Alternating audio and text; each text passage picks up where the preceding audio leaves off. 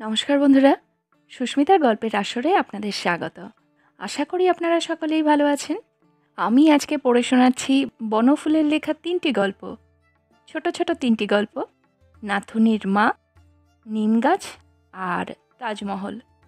বন্ধুরা, যদি ভালো লাগে প্লিজ প্লিজ প্লিজ আমার চ্যানেলটাকে সাবস্ক্রাইব করে দেবেন। গল্পটা ভালো লাগলে একটা লাইক অবশ্যই করতে ভুলবেন না।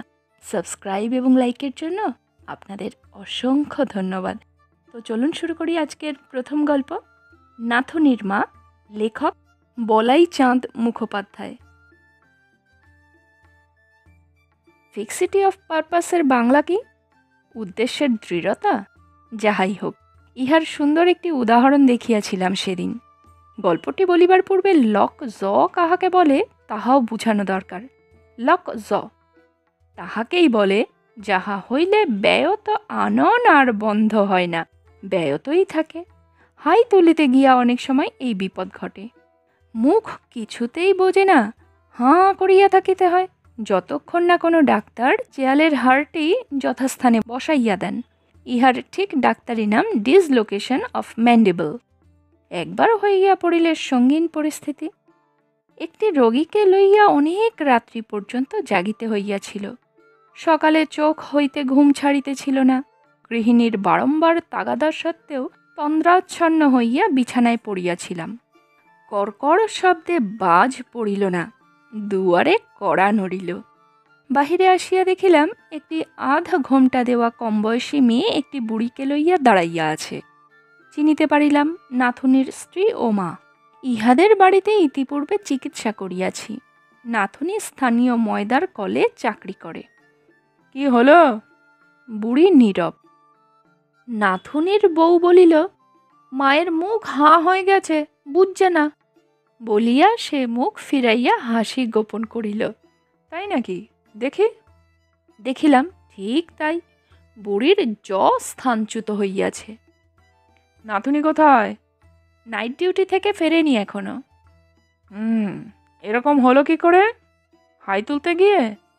বোধই উত্তর দিল। বুড়ির পক্ষে কথা বলা অসম্ভব। না, হাই তুলতে গিয়ে নয়। তবে? এমনি।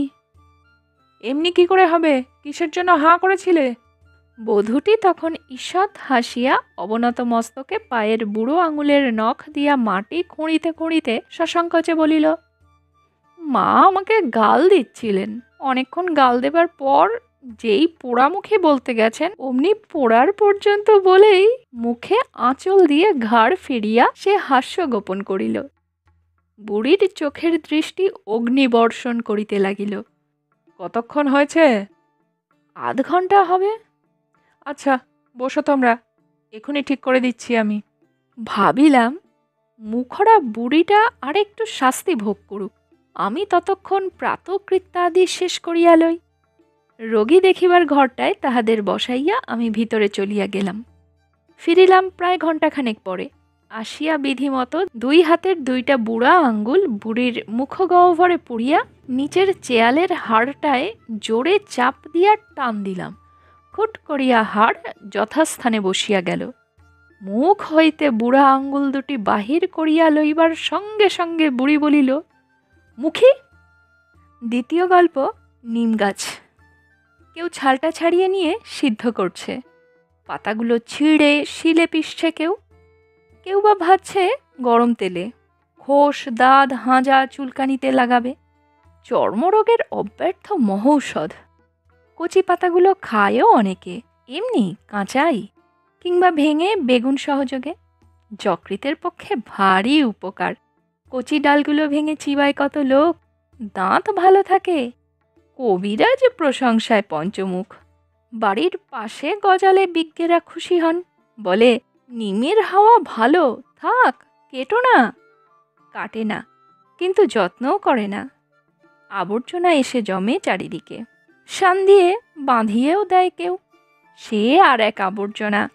হঠাৎ একদিন একটি নূতন ধরনের লোক এলো, মুগ্ধ দৃষ্টিতে চেয়ে রইল নিম গাছটার দিকে। ছাল তুলল না, পাতা ছিঁড়লে না, ডাল ভাঙলে না, মুগ্ধ দৃষ্টিতে চেয়ে রইলে শুধু। বলে উঠল, বাহ, কি সুন্দর পাতাগুলি, কি রূপ, থোকা থোকা ফুলেরই বা কি বাহার! এক ঝাঁক নক্ষত্র নেমে এসেছে যেন নীল আকাশ থেকে সবুজ সায়রে। বাহ! খানিকক্ষণ চেয়ে থেকে চলে গেল। কবিরাজ নয়, কবি। নিম গাছটার ইচ্ছে করতে লাগলো লোকটার সঙ্গে চলে যায়, কিন্তু পারল না। মাটির ভিতরে শিকড় অনেক দূর চলে গেছে। বাড়ির পিছনে আবর্জনার স্তূপের মধ্যেই দাঁড়িয়ে রইল সে। ওদের বাড়ির গৃহকর্ম নিপুণা লক্ষ্মী বউটার ঠিক এক দশা।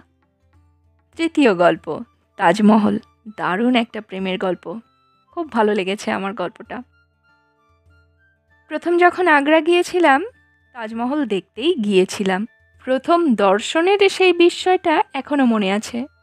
ট্রেন তখনও আগ্রা স্টেশনে পৌঁছায়নি। একজন সহযাত্রী বলে উঠলেন, ওই ওই যে তাজমহল দেখা যাচ্ছে। তাড়াতাড়ি জানালা দিয়ে মুখ বাড়ালাম। ওই যে! দূর থেকে দিনের আলোয় তাজমহল দেখে দমে গেলাম। চুনকাম করা সাধারণ একটা মসজিদের মতো ওই তাজমহল। তবু নির্নিমেষ চেয়ে রইলাম। হাজার হোক তাজমহল, শাহজাহানের তাজমহল। অবসন্ন অপরাহ্নে বন্দি শাহজাহান আগ্রা দুর্গের অলিন্দে বসে এই তাজমহলের দিকেই চেয়ে থাকতেন। মমতাজের বড় সাধের তাজমহল। আলমগীর নির্মম ছিলেন না।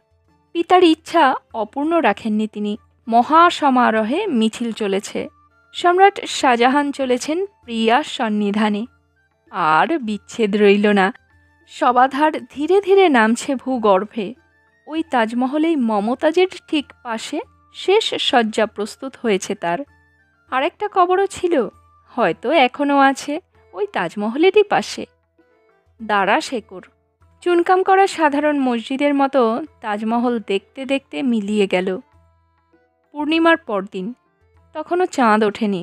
জ্যোৎস্নার পূর্বাভাস দেখা দিয়েছে পূর্ব দিগন্তে। সেদিন সন্ধ্যার পর দ্বিতীয়বার দর্শন করতে গেলাম তাজমহলকে। অনুভূতিটা স্পষ্ট মনে আছে এখনো। গেট পেরিয়ে ভিতরে ঢুকতেই অস্ফুট মর্মর ধ্বনি কানে এলো। ঝাউবিথি থেকে নয়, মনে হলো যেন সুদূর অতীত থেকে। মর্মর ধ্বনি নয়, যেন চাপা কান্না। ঈষৎ আলোকিত অন্ধকারে পুঞ্জীভূত তমিশ্রার মতো স্তূপীকৃত ওইটাই কি তাজমহল? ধীরে ধীরে অগ্রসর হতে লাগলাম।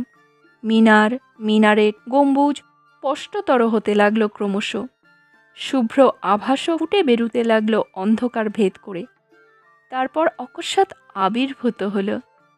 সমস্তটা মূর্ত হয়ে উঠল যেন সহসা বিস্মিত চেতনাপটে।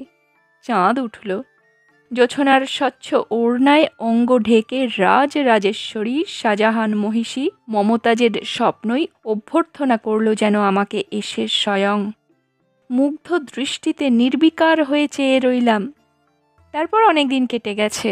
কোন কন্ট্রাক্টর তাজমহল থেকে কত টাকা উপার্জন করে, কোন হোটেলওয়ালা তাজমহলের দৌলতে রাজা বনে গেল, ফেরিওয়ালাগুলো বাজে পাথরের ছোট ছোট তাজমহল আর গড়গড়ার মতো সিগারেট পাইপ বিক্রি করে কত পয়সা পেটে রোজ। নিরীহ আগন্তুকদের ঠকিয়ে টাঙ্গাগুলো কি ভীষণ ভাড়া নেয়। এসব খবরও পুরনো হয়ে গেছে। অন্ধকারে জ্যোৎস্নালোকে সন্ধ্যা উষায় শীত গ্রীষ্ম বর্ষা শরতে বহুবার বহুরূপে দেখেছি এরপর তাজমহলকে। এতবার যে আর চোখে লাগে না, চোখে পড়েই না। পাশ দিয়ে গেলেও নয়, তাজমহলের পাশ দিয়ে প্রায়ই যাতায়াত করতে হয় আজকাল। আগ্রার কাছে এক দাতব্য চিকিৎসালয়ে ডাক্তার হয়ে এসেছি আমি। তাজমহল সম্বন্ধে আর কোনো মোহ নেই। একদিন কিন্তু গোড়া থেকেই শুনুন তাহলে। সেদিন আউটডোর সেরে বারান্দা থেকে নামছি। এক বৃদ্ধ মুসলমান গেট দিয়ে ঢুকল। পিঠে প্রকাণ্ড একটা ঝুড়ি বাঁধা। ঝুড়ির ভারে মেরুদণ্ড বেঁকে গেছে বেচারির। ভাবলাম কোনো মেওয়াওয়ালা বুঝি। ঝুড়িটা নামাতেই কিন্তু দেখতে পেলাম ঝুড়ির ভেতরে মেওয়া নয়, বোরখা পরা মহিলা বসে আছে একটি। বৃদ্ধের চেহারা অনেকটা বাউলের মতো, আলখাল্লা পরা, সাদা ধবধবে দাড়ি। এগিয়ে এসে আমাকে সেলাম করে চোস্ত উর্দু ভাষায় বললে, নিজের বেগমকে পিঠে করে বয়ে এনেছে সে আমাকে দেখাবে বলে। নিতান্ত গরিব সে, আমাকে বাড়ি নিয়ে গিয়ে ফি দিয়ে দেখাবার সামর্থ্য তার নেই। আমি যদি মেহেরবানি করে কাছে যেতেই দুর্গন্ধ পেলাম একটা। হাসপাতালের ভিতরে গিয়ে বোরখা খুলতেই আপত্তি করেছিল সে ঢের। ব্যাপারটা বোঝা গেল। ক্যাংক্রাম অরিস। মুখের আধখানা পচে গেছে, ডান দিকে গালটা নেই, দাঁতগুলো বীভৎসভাবে বেরিয়ে পড়েছে, দুর্গন্ধে কাছে দাঁড়ানো যায় না। দূর থেকে পিঠে করে বয়ে এনে এহেন রোগীর চিকিৎসা চলে না। আমার ইনডোরেও জায়গা নেই তখন। অগত্যা হাসপাতালের বারান্দাতেই থাকতে বললাম। বারান্দাতেও কিন্তু রাখা গেল না শেষ পর্যন্ত। ভীষণ দুর্গন্ধ। অন্যান্য রোগীরা আপত্তি করতে লাগলো। কম্পাউন্ডার, ড্রেসার, এমনকি ম্যাথর পর্যন্ত কাছে যেতে রাজি হলো না। বৃদ্ধ কিন্তু নির্বিকার, দিবারাত্র সেবা করে চলেছে। সকলের আপত্তি দেখে সরাতে হলো বারান্দা থেকে। হাসপাতালের কাছে একটা বড় গাছ ছিল, তারই তলায় থাকতে বললাম। তাই থাকতে লাগলো। হাসপাতাল থেকে রোজ ওষুধ নিয়ে যেত, আমি মাঝে মাঝে গিয়ে ইঞ্জেকশন দিয়ে আসতাম। এভাবেই চলছিল। একদিন মুষলধারে বৃষ্টি নামলো। আমি কল থেকে ফিরছি, হঠাৎ চোখ পড়লেও বুড়ো দাঁড়িয়ে ভিজছে। একটা চাদরের দুটো খুঁট গাছের ডালে বেঁধেছে, আর দুটো খুঁট নিজের দুহাতে ধরে দাঁড়িয়ে ভিজছে লোকটা। মোটর ঘোরালাম। সামান্য চাদরের আচ্ছাদনে মুষলধারা আটকায় না। বেগম সাহেব দেখলাম আপাদ মস্তক ভিজে গেছে, কাঁপছে ঠকঠক করে। আধখানা মুখে বীভৎস হাসি, জ্বরে গা পুড়ে যাচ্ছে। বললাম, হাসপাতালের বারান্দাতে নিয়ে চলো আপাতত। বৃদ্ধ হঠাৎ প্রশ্ন করলে, এর বাঁচবার কি কোনো আশা আছে হুজুর? সত্যি কথাই বলতে হলো, না। বুড়ো চুপ করে দাঁড়িয়ে রইল। আমি চলে এলাম। পরদিন দেখি গাছতলা খালি, কেউ নেই। আরও কয়েকদিন পর সেদিনও কল থেকে ফিরছি। একটা মাঠের ভিতর দিয়ে আসতে আসতে বুড়োকে দেখতে পেলাম। কি যেন করছে বসে বসে, ঝাঁ ঝাঁ করছে দুপুরের রোদ। কি করছে বুড়ো ওখানে? মাঠের মাঝখানে মুমূর্ষ বেগমকে নিয়ে বিব্রত হয়ে পড়েছে নাকি? এগিয়ে গেলাম। কতগুলো ভাঙা ইট আর কাঁদা নিয়ে বুড়ো কি যেন গাঁথছে। কি হচ্ছে এখানে মিয়া সাহেব? বৃদ্ধ সসম্ভ্রমে উঠে দাঁড়িয়ে ঝুঁকে সেলাম করলো আমাকে। বেগমের কবর গাঁথছি হুজুর। কবর? হাঁ হুজুর। চুপ করে রইলাম।